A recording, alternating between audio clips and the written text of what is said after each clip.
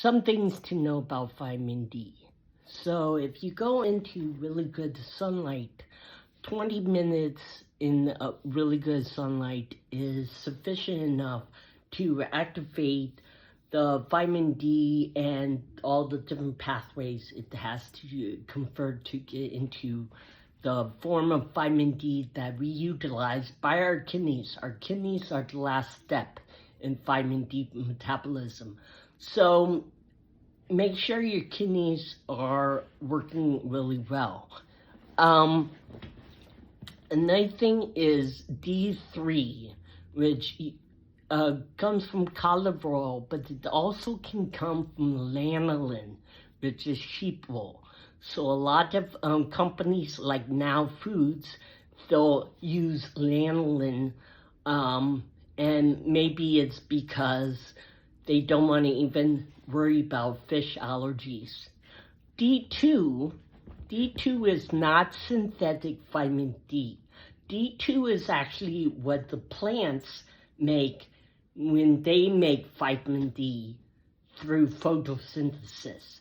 So also companies use vitamin D2 because either for vegans or people who are allergic to fish. It's not as readily available as vitamin D3 because that's an animal source of vitamin D, so we really like that. The only synthetic vitamin D that I am aware of is the vitamin D that you get from the doctor. It's actually an analog of vitamin D, so it's not really what our body recognizes.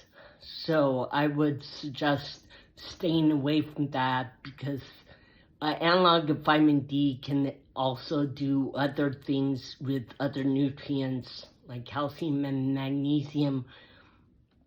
So I would just stick to really good brands like Now Foods, Carlson for olive oil, stuff like that. Vitamin D3 if you're not vegan, vitamin D2 if you are.